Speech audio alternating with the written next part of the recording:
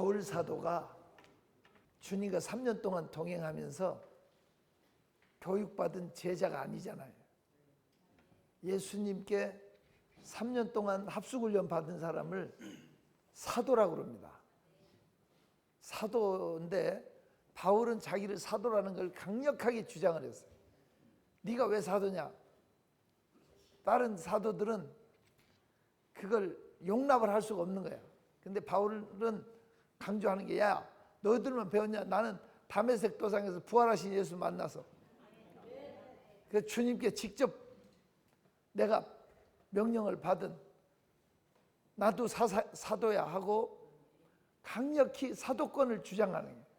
나 사도된 바울은 뭐 이런 걸 굉장히 강조했어요. 그런데 사람들은 인정 안 하고 처음에는 바울을 만나기를 꺼려했어요. 왜? 예수 믿는 사람 죽이는 사람이었으니까. 저거 사람 죽이려고 위장해서 저러는 거야. 이렇게 상당히 오해를 많이 받았어요. 그래서 죽이려고 해서 강줄이 타고 도망가기도 하고 여러 가지 애유내강을 겪은 사람이 바울 사도예요. 하도 어려움을 당하니까 내적인 어려움을, 외적인 것은 또 말할 것도 없이 유대교인들에게, 심지어는 바울 죽이기 전에는 물도 안 먹고 밥도 안 먹고 물도 안 먹겠다는 결사대가 40명이 나왔잖아. 처음 듣는 것 같아요. 그런 여러 가지 위기를 많이, 아픔을 겪은 사람이 바울 사도인데, 이 바울 사도가 야, 나 좀 이제 괴롭히지 마라 그러면서 외친 게, 내 몸에 예수의 흔적이 있다. 뭐가 있다? 예수의 흔적이 있다.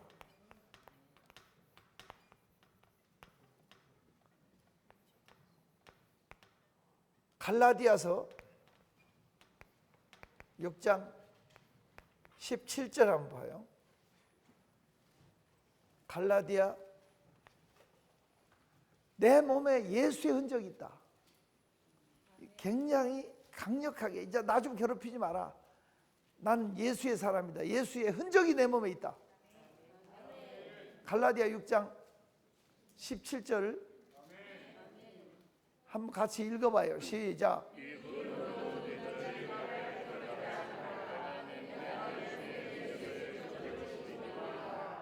예수에 뭐가 있다? 옆에 사람한테 당신은 예수의 흔적을 가졌습니까? 하고 물어봐.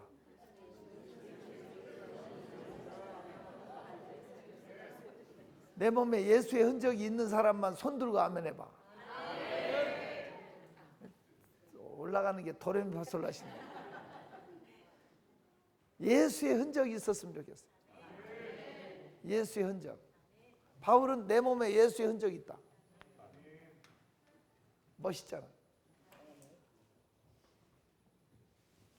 그가 말한 예수의 흔적이 뭘까요?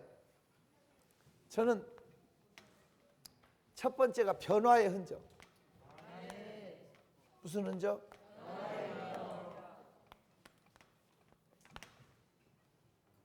그 바리새인 열성당원, 예수 죽이려 했던 그가 쉽게 말하면 BC와 AD가 분명한 사람, 비포 크라이스트, 기원전, 기원 후, 아노 도미니, 우리 주님의 시대라고 그러는데 BC와 AD가 분명한 사람이 누구냐면 바울이야. 예수 만나기 전에는 사울이었고 큰 자였고, 예수 만난 다음에는 작은 자 바울로 스스로 겸손하게 낮춰버리고, 그 얼마나 못된 사람이었는지 사도행전 9장 1절 한번 봐봐요. 바울의 모습은 이렇게 써 있어요. 사울은 살기가 등등했다. 그래 안 그래요? 옆에 사람 눈 한번 봐봐. 살기가 있게 생겼나 없게 생겼나. 들통날까 봐서 못 쳐다본 사람. 그런데 그 살기 등등했던 그가 100% 180도 바뀌어져서 내가 그리스도와 함께 십자가에 못 박혔나니 그런즉 이제는 내가 산 것이 아니요 오직 내 안에 예수께서 사신 것이라.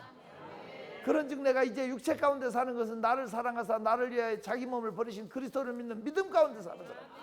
내가 그리스도를 본받는 자 된 것처럼 너희는 나를 본받으라. 완전히 바뀌어진 사람. 여러분 예수 믿고 바뀌었어요? 변화됐어요? 아직도 성격 더럽고 아직도 고집 세고 아직도 막말하고 벗겨지지 않은 사람은 예수의 흔적이 아직 없다는 거잖아. 그냥 아직도 까칠하고 아직도 진짜 말 안 할래. 아니 저런 게 크리스찬이냐고. 이렇게 정말 예수의 흔적이 없이 아직도 세속적인 사람 많습니다. 나는 여러분이 예수의 흔적을 가졌으면 좋겠어요. 나 이제 주님의 새 생명 얻음mo 옛것은 지나고 새 사람이로다.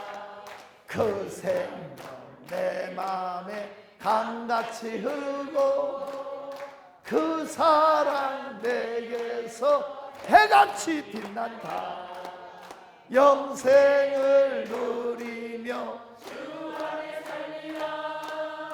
오늘도 내일도 주 함께 살리라. 산천도 초목도 새 것이 되었고 죄인도 원수도 친구로 변한다. 새 생명 얻은 자 영생을 누리니 주님을 모신 맘 새 하늘이로다. 영생을 누리며 주 안에 살리라. 오늘도 내일도 주 함께 살리라. 더 힘차게 주 따라가는 길 험하고 멀어도 찬송을 부르며 뒤따라가리라. 나 주를 모시고 영원히 살리라. 날마다 섬기며 주 함께 살리라. 영생을 누리며 주 함께 살리라. 아멘. 오늘도 내일도 주 함께 살리라.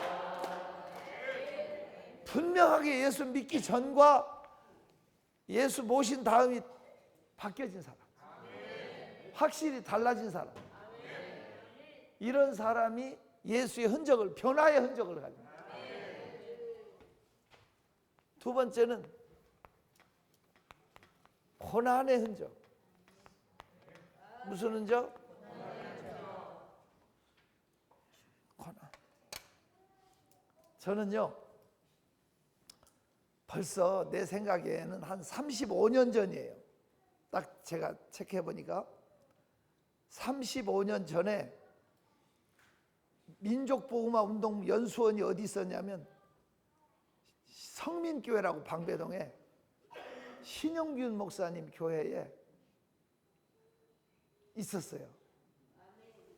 연수원 홀이 이렇게 크게 지어져 있고 거기에 제가 강의 부탁을 받고 갔어요. 저는 연수원이 뭔지도 모르는 사람이었어요. 그 당시. 지금은 제가 뭐 교단 연수원장도 하고 뭐 단체로 연수원을 많이 했어요. 강의도 많이 하고. 지금 부르면 그냥 가. 그때는 연수원이 뭔지도 모르는데 무슨 강의를 어떻게 하냐고. 그래서 그 연수원이 3시간씩 강의를 했는데 저는 중간 타임이야. 중간 타임인데 1시부터 강의를 하면 저는 잠실 삼전동에서 붕해하다가 점심도 안 먹고 일찍 가서 1시 강의를, 나는 3시인데 1시 강의를 들었어요. 그리고 제 강의 끝나면 신영균 목사님이 강의하셨어요. 내 앞타임은 나겸일 목사님이라고 주한 장로교회 목사님이 강의를 하셨어요. 저는 대상이 누군지 무슨 강의를 하는지 모르는데 가보니까 목사님들이 한 200분이 있더라고, 앉아가지고. 그리고 나겸일 목사님이 강의를 하셨어요. 야, 처음 저는 가까이 뵀는데 그 당시에 조곤조곤 아주 조용하면서도 깊이 있게 말씀을 잘 전하시더라고요. 저 은혜 받았어요. 그런데 이분이 강의 중간에 뭐라고 하시냐면 1년 52주 한 주도 안 빼놓고 부흥회 다니는 목사는 목사가 아니고 꾼이래. 목사가 아니고 뭐요? 꾼이란 말이 좋은 말로 하면 전문가야, 나쁜 말로 하면 사기꾼이야. 근데 그분의 의도는 나쁜 말이라는 게 드러나. 뭐라고 하시냐면 왜 꾼이냐 이렇게 나. 왜 꾼이냐. 적어도 목사면 2주나 3주 부흥회 가면 한 주는 무릎 꿇고 하나님께 받아야지. 받은 것이 없이 계속 쏟기만 하면 그게 무슨 목사냐? 꾼이지. 근데 제가 꾼이야.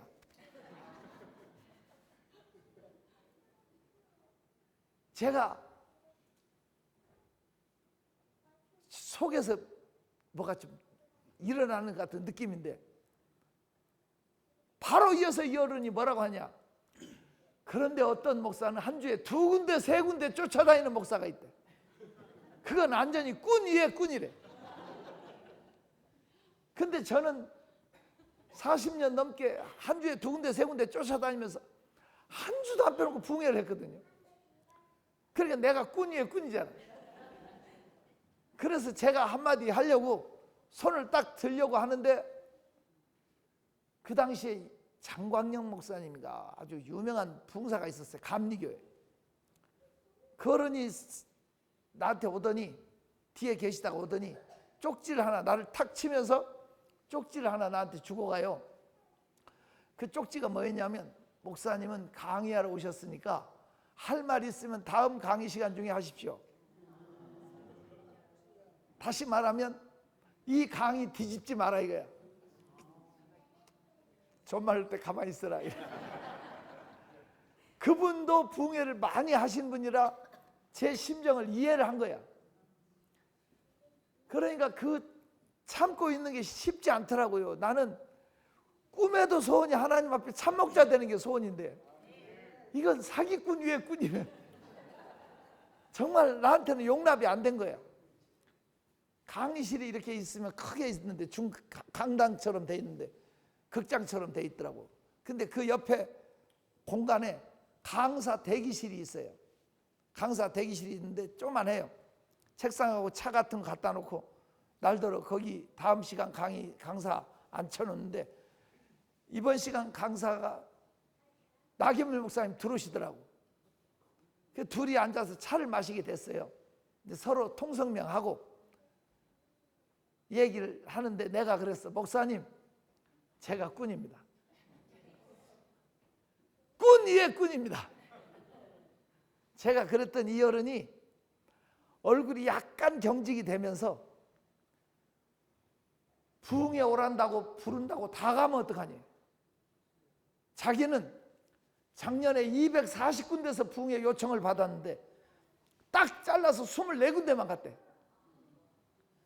그런데요, 이 어른이 딱 잘라서 24군데 얘기하는데 내가 갑자기, 내가 원래요 설교는 나와서 이렇게 주의 은혜로 하지만 개인적으로 제가 얘기할 때 말을 리드하는 사람도 아니고 남의 말을 듣고 총회나 노회나 이런 데 가서 한 번도 언권을 얻어가지고 발표한 적도 없고 좀 거시기해요. 저는 내성적이고 조용한 사람이라고 믿거나 말거나. 그런데 그분하고 이렇게 얘기를 하는데 24군데만 딱 잘라갔다고 얘기하는데 갑자기 제 입에 참새 모타가 붙어가지고 목사님 딱 자른 기준이 뭡니까? 큰 데만 갔습니까? 가까운 데만 갔습니까? 아는 데만 갔습니까? 당신이 거절한 교회는 나 같은 피레미 목사라도 가서 복음을 전해야 될 거 아니냐고. 당신은 대교회 목사라 하나님 앞에 상이 클 줄로 착각하지 말라고.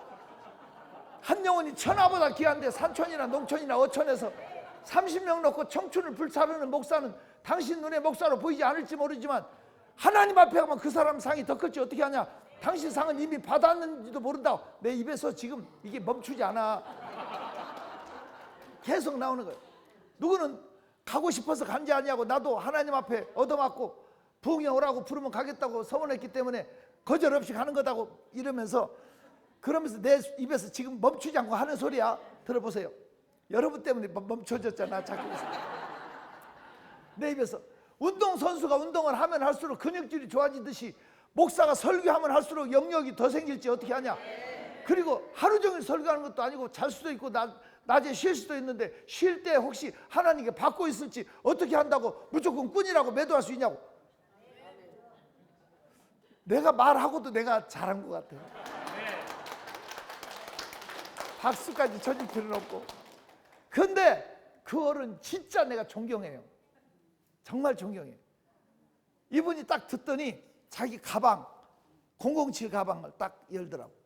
딱 내 앞에서 여는데 나는 이 가방이 정리가 잘 안 돼. 막 뒤죽박죽 막 넣어놓고 좀 성격이 개 같아가지고.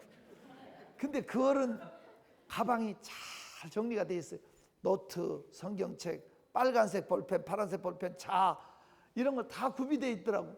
내 보는 앞에서 강의 노트를 펴서 내 앞으로 돌려놓고 그 부분을 빨간 줄로 자를 대서 두 줄로 긋더라고. 자기 생각이 짧았다고. 다시는 이런 소리 안 하겠다고.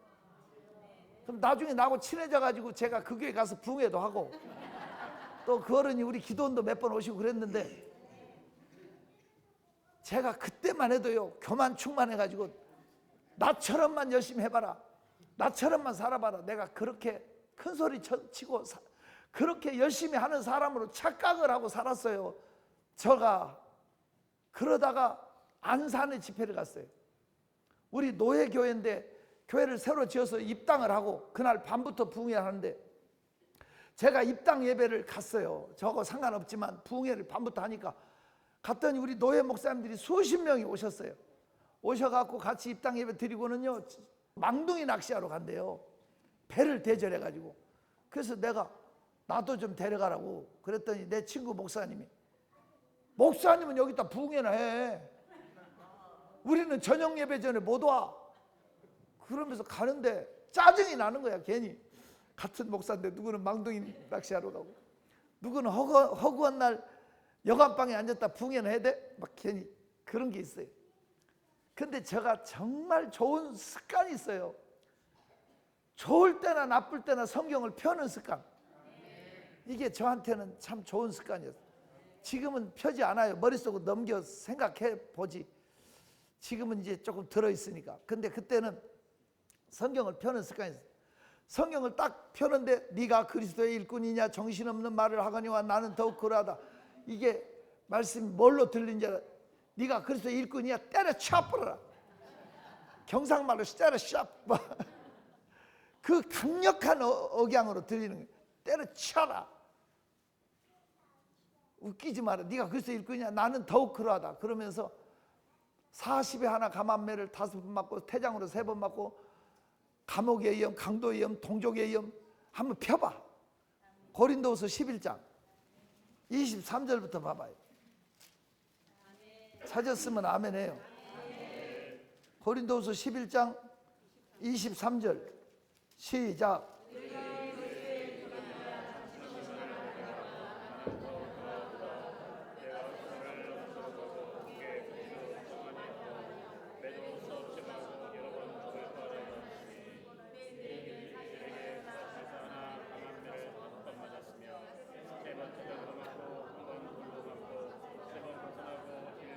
아니 그만 읽어도 아시겠죠? 얼마나 많이 맞고 얼마나 많이 죽을 고비 넘기고 40에 하나 감암매. 왜 하나를 감해? 하나 더 때리면 죽으니까. 이런 고통을 당하면서 굶고 춥고 헐벗고 강의 위험, 강도 위험, 동족의 위험 그렇게 다 써놨잖아. 이러면서 복음을 전했다고 서술했잖아. 저는 87개국 다니면서 부흥했어요. 하지만 한 번도 매 맞은 적 없고 한 번도 굶은 적 없어요. 가서 사랑받고 대접받고 선물받고 사례받고. 정말 바울에 비하니까요 10,000분의 1도 아니더라고. 10,000분의 1. 얼마나 부끄러웠는지 그날 이후로 2달 동안 울고 다녔어요. 제가 마음으로. 고난의 흔적이 바울에게 있었어요. 얼마나 매맞고 얼마나 굵고 얼마나 아팠던가. 옆에 사람은 물어, 너는 예수 때문에 얼마나 맞았니? 예수 때문에. 여러분 고난의 흔적이 있어요? 내놓을 거 있어요? 지금도 사람들은 제가 열심히 산다고 얘기하는데 저는 이 말씀을 항상 안고 살아요. 바울에 비하면 10,000분의 1도 아니다.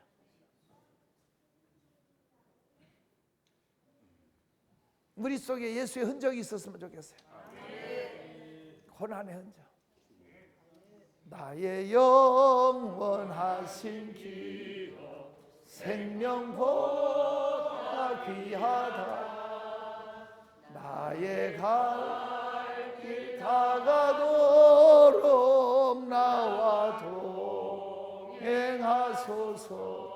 주께로 가까이 주께도 가오니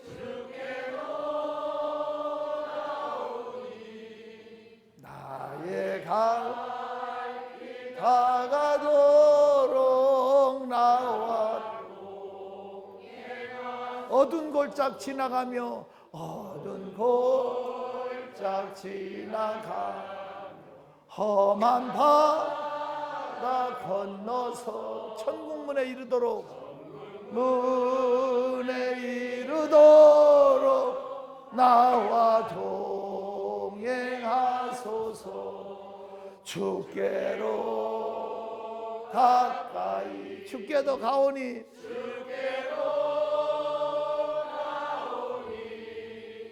나의 갈 길 다가도록 나와 동행하소서. 바울에 비하니까요 10,000분의 1도 아니더라고. 우리 주님께 나아가는 길은 편하고 호강하려고 예수 믿는 거 아닙니다. 저는 우리 성도들에게 늘 강조하는 게 예수 힘들게 믿자는 거예요. 어떤 분이 와서 나한테 그러더라고. 왜 그런 소리 하냐고. 좀 편하게 믿게 좀 해달라고.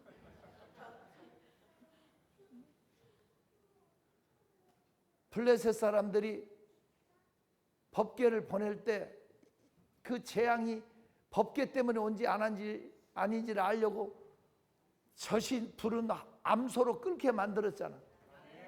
법궤를 실은 수레를. 블레셋 사람들이 그렇게 수레가 오니까 법궤가 오니까 다윗도 수레에다 싣고 예루살렘 성으로 모셔가다가 우사가 죽잖아. 다윗이 화가 나서 법궤를 놓고 가버리잖아. 오벳 에돔이라는 사람이 다 버린 법궤를 자기 집으로 모시고 갔을 때 하나님께서 그 축복이 전국에 소문날 정도로 석 달 만에 열려졌잖아. 그래서 다시 다윗이 수레에다 싣고 예루살렘으로 갔죠. 정신 차려요. 절대 아니에요. 다윗이 깨달았어. 수레에다 싣고 가는 게 아니다는 거예요. 제사장들 어깨에 매게 했어요. 어깨에 매고 다시 입성하니까 바지가 내려가도 상관없이 춤을 춰도 상관없이 하나님의 은총이 축복이 예루살렘에 임했어요. 중요한 것은 우리는 편리주의, 세속주의, 인본주의 사상이 들어와서 교회에서 편하게 예수 믿으려고 예전에는 버스 타고 걸어서 오고 그런 시절에도 저녁 예배 드렸는데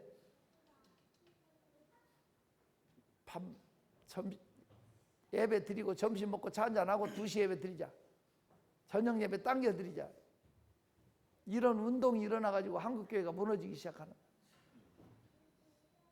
벌써 40년 전인데, 일산 신도시 개발되기 전인데 목사님이 날더러 김 목사 저녁 예배를 오후 예배로 바꿔봐. 얼마나 좋은지 알아? 가족과 함께 외식도 할 수 있어, 극장 구경도 갈 수 있어, 주일 같지도 않아, 되게 좋아. 그 말에 저는 충격을 받았어. 목사가 주일 같지 않으면 성도들은 어떨까? 그래서 주님 앞에 갈 때까지 저는 저녁 예배에서 파수하는 사람. 엘리야의 불은 저녁 소재 드릴 때 내려왔습니다. 응답은 저녁 예배 때 옵니다. 왜 편리주의로 그렇게 사냐고. 왜 세상 사람이 그렇게 하니까 나도 따라하는, 장로가 따라가면 나도 따라가고 목사가 지옥 가면 따라갈 건 아니잖아. 사상 자체가 세속화되고 편리주의, 세속주의에 물들어가지고 저는 저녁 예배가 살아나기를 기도하고 있어요. 예배가 예배되고 다소 힘들어도 어깨에 메고 가야지. 십자가를 트렁크에다 싣고 가면 안 된다. 깊이 새기시길 축원합니다. 예수 힘들게 믿자. 주님 앞에 내놓을 수 있는 고난의 흔적이 우리 속에 있었으면 좋겠다. 새기시기를 축원합니다. 우리 속에 예수의 흔적이 있는가 합니다. 저는 세 번째는 축복의 흔적. 무슨 흔적?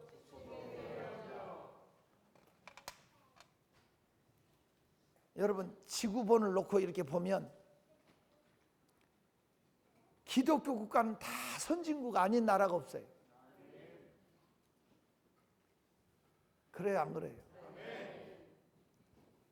이상해. 기독교 복음이 들어가면 다 선진국이 되고 잘 사는 나라다. 복음이 무너지면 쇠락해. 복음의 역사가, 주의 빛이 비춰져, 흔적이 나타나. 그리고 같은 대륙이라도 재밌는 것은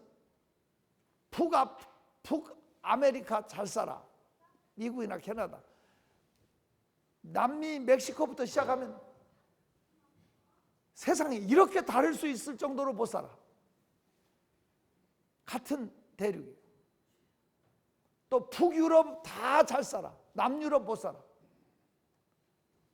어느 나라든지 북쪽이 잘 살아. 미국만 봐도 미국 안에서 남북전쟁이 치러져서 북쪽이 이겼어.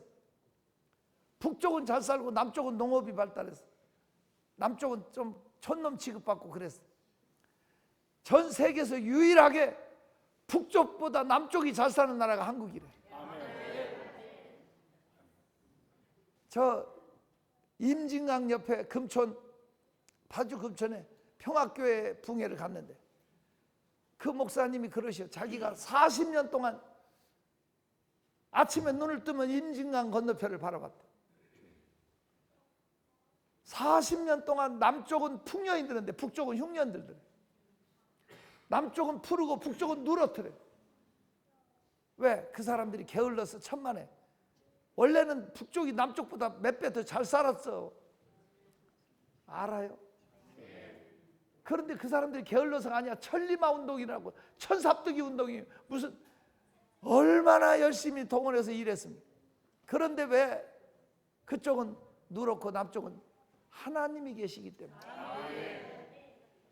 남쪽은 복음이 하나님의 능력을 끌어당겼기 때문에. 지금도 이 민족이 정신 차리고 하나님 붙잡아야 살아. 개인이나 국가나 마찬가지. 제가 에티오피아라는 나라를 갔어요. 아프리카 에티오피아라는 나라는 여러분 잘 아는 대로 아프리카의 황금의 나라, 아프리카의 꽃이라고 알려진, 아프리카에서 제일 잘 살던 나라고, 그 나라에서 우리나라 6.25 전쟁 때 참전국이야. 16개국 중에 하나예요. 그렇게 힘있고 잘 살던 나라였다. 그런데 지금은 유엔이 지정한 구제불능국가. 아무리 구호품을 많이 갖다 부어줘도 밑 빠진 독에 물 붓기야. 회생 불가능한 나라야. 어떻게 이렇게 바뀔 수가 있냐고. 황금의 나라. 에티오피아가 원래 기독교 국가였어. 여러분 구수 네시가 빌립의 전도를 받고 기억나죠? 사도행전을 보면 사마리아에서 구수 네시를 전도하기 위해서 하나님이 보냈잖아. 광야로. 맞죠? 그 한 사람이 복음을 받고 가서 나라를 복음화시킨 거예요. 귀한 일이죠. 그 나라가 그렇게 황금의 나라, 아프리카의 꽃으로 알려진 나라인데 소련하고 동맹을 맺고 한날 한시에 하늘로, 소련하고 같이 하늘로 대포를 쏘았어. 하늘로 대포를 쏘았어. 신은 죽었다고. 버려서 하나님 버려. 그리고 나니까 거지 됐어. 알아들었으면 좋겠어. 소련이 달나라에 미국보다 더 빨리 갔어. 소련이 많이 앞섰어. 무서운 최대 강국이었지만 그렇게 쉽게 무너질지 어떻게 알았어? 제가 러시아에 가서, 여러분 다녀오신 분은 알겠지만 보세요. 러시아에서 모스크바에서 제일 큰 예배당이 있어. 그리스도 정교회 하얀 건물로 된 큰 예배당이 있는데, 공산 치하에 있을 때 그 자리에 공산주의 학자들을 주일날 다 모아놓고 신은 죽었다, 신은 없다는 걸 논문을 발표하게 만들어. 예배당에서 하나님을 모독하는 말을 하고. 근데 여러분 한번 제 말이 맞나 가보라고. 러시아는, 지금은 러시아죠. 러시아는 세계에서 땅덩어리가 가장 크대. 그런데 지진이 없대. 지진이 없는 나라예요. 그런데 그 예배당이 지진이 났어. 흔들리면서 갈라지면서 기압장이 떨어지니까 그 사람들이 다 도망가고, 사고 나니까 다치고 죽고 하니까 문 잠궜어.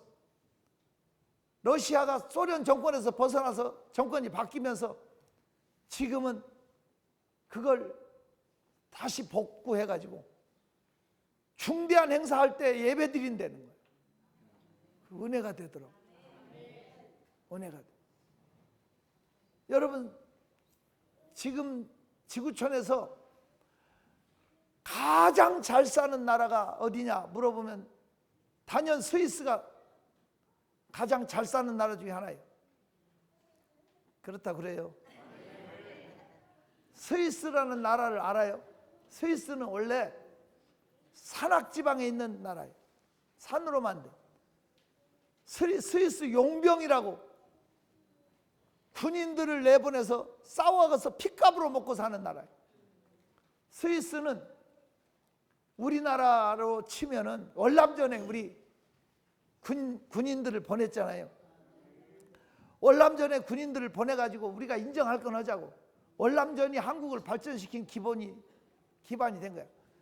그 당시에 탄피까지 다 모아가지고 경부 고속도로 까는 자금이 보태지고, 그 당시에 우리 가난한 시절에 그 전쟁에 사망 얼마, 부상 얼마 이런 거, 그 싸워준 값 얼마, 이걸로 피값으로. 근데 잠깐이었지만 스위스라는 나라는 프랑스하고 독일하고 싸운다. 그러면 프랑스에서 30만 명을 사가, 용병을. 스위스에서 20만 명을 사가, 독일에서. 그러면 군복만 바뀌어 입었지 누구끼리 싸워? 스위스 군인들끼리 싸워. 그 피값으로 살았는데 놀라운 것은 스위스 용병으로 나가 죽은 사람이 200만 명이래. 죽은 사람 숫자만. 피값으로 그렇게 무너졌지만 놀라운 것은 그래도 마약, 술, 도박 이런 것으로 가난을 벗어나지 못하는 최고 빈국이었다고. 그런데 여러분, 스위스가 어떻게 그렇게 잘 사는 나라가 됐냐? 여러분 잘 아는 칼빈 목사가 가서 쫓겨나면서 다시 들어가면서까지 철저한 신정 통치 국가로 만들어. 그랬어요, 안 그랬어요? 그러면서 일어난 거예요. 여러분, 우리 이 민족 위해서 기도해야 돼요. 무속신앙이나 모든 공산주의 사상이나 귀신의 역사가 이 정권에서 물러가고 그런 사람들이 다 퇴출되어졌어요. 하나님이 하시면 합니다. 하나님이 하시면. 얘기가 옆으로 쓸데없이 새나가. 제가 얘기하고자 하는 건 예수 믿으면 복음이 들어가면 살아. 대한민국이 언제부터 잘 살았냐고. 그 최하 빈국 대한민국이 고종에게 양반 쌍놈 철폐를 건의한 건 기독교예요. 선교사들이었어요. 무지한 대한민국을 깨우기 위해서 학교를 세운 건 기독교예요. 병원을 세운 건 기독교예요. 한글 복음의 최고의 공로는 성경을 가르치기 위해서 기독교에서 이제 살만 하니까 기독교를 버려. 벌써 이건 아니잖아. 선교사 2,000명 파송할 때 우리나라 2,000불, 2만 명 파송할 때 2만 불 알아듣나 모르겠어요. 우리가 하나님 앞에 어떻게 복음을 힘있게 전하느냐에 따라서. 그리고 여러분 70년대 80년대 우리 한국 경제가 세계를 놀라게 일어났는데 그때 기독교가 세계적으로 부흥됐다는 거예요. 기독교는 마치 바로미터와 같아. 축복에. 그러니까 여러분, 우리 개인이나 국가나 하나님을 버리면 하나님이 내리치는 거고 하나님을 붙잡으면 사는 거예요. 저는 늘 주장하는 게 간증이 법궤다. 너 법궤 언약궤 가지고 있니? 하고 물어봐, 옆에 사람한테. 구약의 법궤는 하나님을 상징하는 거야. 그 안에는 광야 생활의 기적의 증거물이 남아있어요. 만나 항아리, 40년 동안 광야에서 먹었던 만나 항아리 기억하죠? 아론의 쌍난 지팡이, 모세 아론을 대적하다가 고라와 그 일당 250명이 땅으로 갈라져 들어가는데 이 어마무시한 사건을 기념하는 게 쌍난 지팡이. 하나님께서 40일 금식하는 모세에게 직접 새겨준 십계명 돌판. 이게 만나, 항아리, 십계명, 돌비, 아론의 쌍난 지팡이와 구약의 3대 기적을 기념하는 것이 법궤야. 거기 하나님이 들어있는 거 아니고 뭐가 들어있는 게 아니라 기적의 증거물이라고. 그러니까 여러분이 지금 내가 살아오는 동안에 그 기적의 증거물을 관리하고 지키기를 하나님 원하시는 거예요. 이걸 가지고 있으면 또 다른 기적이 일어나는 거예요. 가볍게 여기고 버려버리면 의심이 생기고 두려움이 생기고 축복의 흔적. 이것이 내 손에 있기를 축원합니다.